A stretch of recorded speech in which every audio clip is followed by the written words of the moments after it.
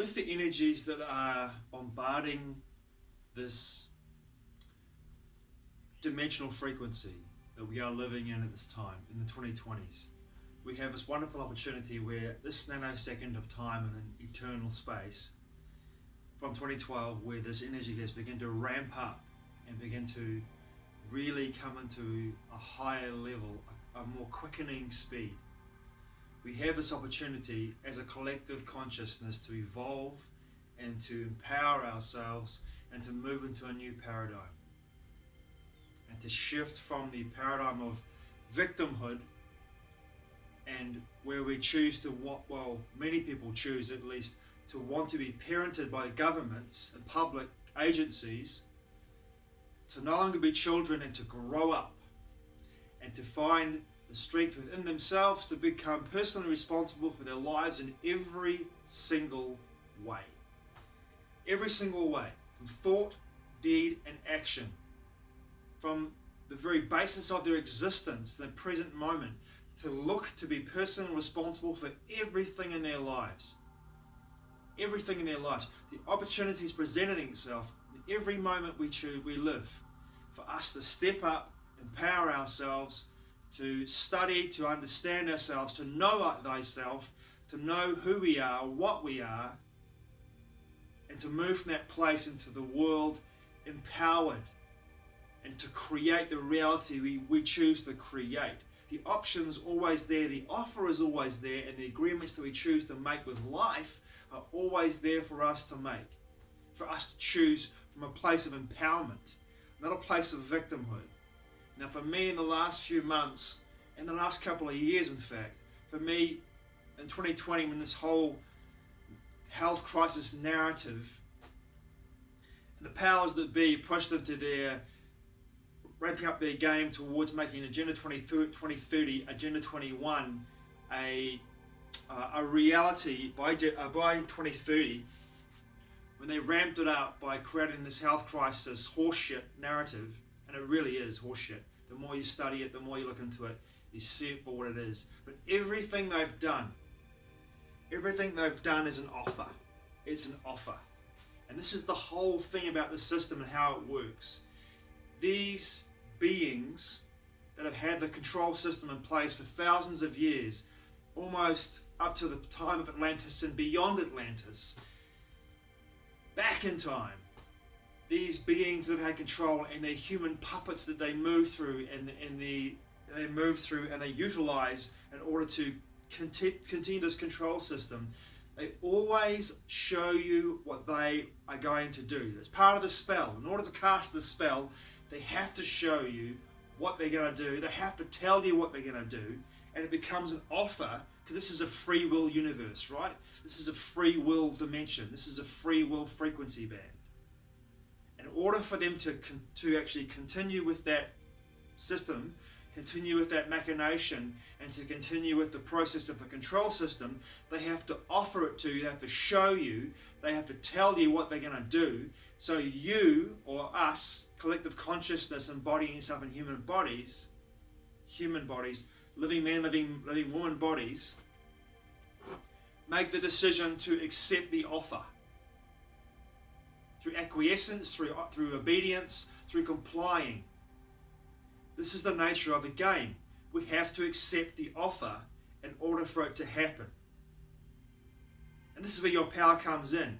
This is where you are the most powerful, because if you empower yourself and know thyself, and you no longer become a victim, and you move from that place of empowerment, you understand natural law, you start understanding common law, and you understand your jurisdiction. There is God, and then there is you, and then there's the public sphere, agencies, governments, they all come below you. But you have to understand the system and the game, and it takes work, it takes effort. But there are so many people that I know within the community that I have found myself in the last couple of years, so many people that are still buying into the victimhood. Oh, I'm a victim of the mandates, oh, I'm a victim of Omicron, I'm a victim of this, I'm a victim of that. Well, you know what? You're not a victim. You've made a choice to become a victim. Because it's easier to get into that feedback loop and create a life where you are finding each other in that space And this is the funny thing to me. Like yesterday, I deleted myself out of a group of people that I felt that I could identify myself with and feel connected to. But the more I looked into this group and felt into the energy of this group of people that were presenting themselves as being something that I'm certainly not a part of, because I'm not a victim in any way. I never will be.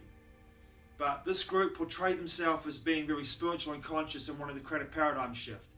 But they were still playing into the game. They were still playing into the game. They were still buying into the narrative. Initially it was the mandates have ruined my life. Well, the mandates were always an offer. They were always an offer.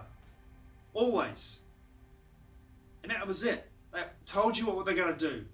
And they gave you the offer. And most people acquiesced or complied to them. You didn't have to. You didn't have to. You could look at that offer, you could understand natural law, common law, and make a conditional acceptance of that offer. And by doing that, you stand in your power. You're not refusing the offer, but you're standing in your power by doing that. And by doing that, you can make sure that your offer, that your conditional acceptance offer, is not only rebutted, and if it isn't rebutted, then you've won. You've got your empowerment. I've got friends. You've got through your empowerment. You've won the situation. You've created. You've empowered yourself. I've got friends who have written letters of conditional acceptance to their employers when the mandates came out, and they got paid out enormous sums of money. And what they've done with that money is that they have become debt-free. And now they're creating the lifestyle they've always wanted to live. They're living their dream lives. And all it took for them was to do a little bit of study, to write a conditional letter of conditional acceptance to an employer, and then send it. And what's happened next is that they've created the life of their dreams. They've created the life of their dreams by standing in their power and knowing who they were. It's that fucking simple. And for so many people that have gone into this place, where they've gone that feedback loop of being a victim, they went down to protest in this country, Aotearoa, New Zealand, went down to protest at Wellington Parliament.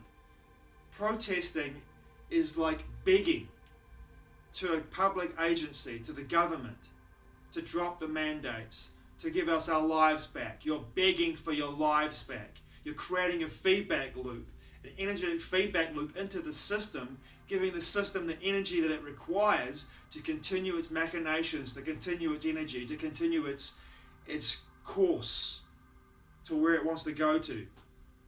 Where you all could have written conditional letters to your employers, to the government, and then that would have crushed the system completely if you'd done it en masse, but no one did. Now they're in this feedback loop of Omicron, a virus that's never been proven to exist. From the Alpha through to Omicron, none of them have been proven to exist. Not one.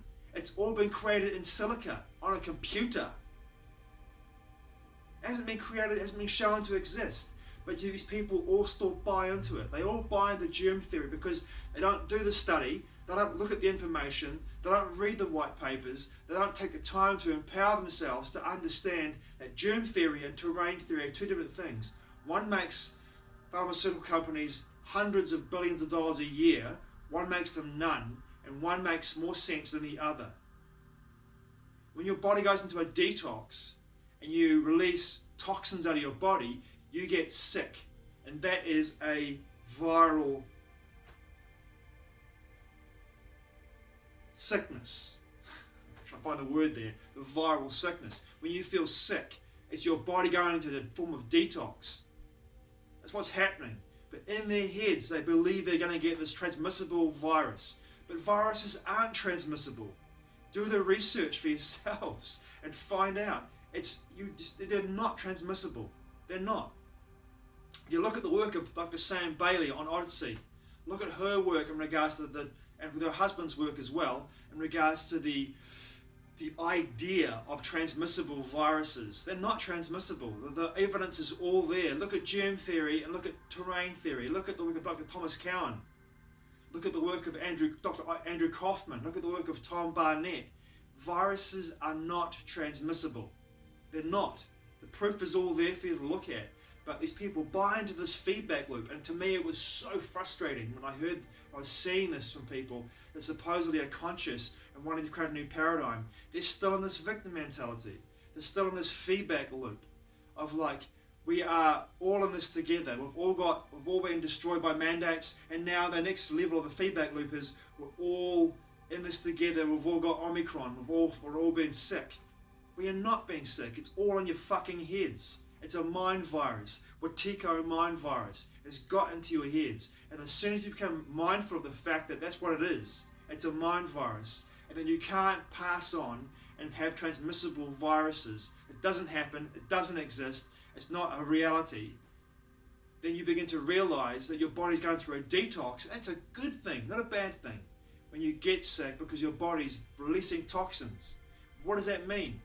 Change your thoughts, how you're thinking, change your emotional content, find a way to express it, and change your diets and your lifestyle so you don't get sick. Like I have been around people for the last 3 months who have supposedly had Omicron every day for 8 hours a day working around them, and I never got sick. And why is that? Why is that? 2 reasons. 1, because I don't believe in it, because I know it's all bullshit. And 2, because my body is constantly going through a process of detox because of the nature of what I'm doing with my health regime. So I don't feed back into that feedback loop because it's all horseshit. And the next cab off the rank, of course, was Russia and Ukraine. Another distraction, more distraction, and it's about deception and distraction. It really is. And what these people are doing in this community that I was supposedly I was a part of until just recently, what they were doing is feeding back into that feedback loop, and I could see it. And for me, it's so draining. It's so disempowering to see that and to see it happening. I don't want to be a part of it at all. And I feel for the people that are in this situation. I feel compassion for them. But part of that compassion for me is also tough love. It's tough love. And to move away from it and say, you know what? There's a frequency band that I resonate on. And it's a very small frequency band. In that frequency band, there are only a few people that really get where I'm coming from. I'm beginning to see it's becoming smaller and smaller, the number of people and beings, living men, living women, I should say, that are in that frequency band that truly resonate with where I'm at as I move through this and begin to see the game and see how it works and the machinations of it and how it's been played out in society. And so many people who believe that they're conscious, who believe that they see the game for what it is, are still buying into it, still giving their energy to it on this level every single moment. And that is why it is still continuing its process, still rolling out. But it's always in the offer stage, always in the offer stage. And that's the most important aspect of this. I would say, if anything is anything to me, which has taught me the biggest lessons of the last year, it's about empowering myself. It's about empowering myself. It's about taking personal responsibility for everything that I create in my life. And that means for me, working hard, studying even harder, understanding through my heart guidance, my intuition to take me to places where I am closer to God in every way, to source energy. And by seeing the world in this way, from my heart space, it has allowed me to elucidate through the game itself and see how it's played. And this has been revolutionary for me. Thanks for watching, I truly appreciate it. Matewa. I'll see you again soon.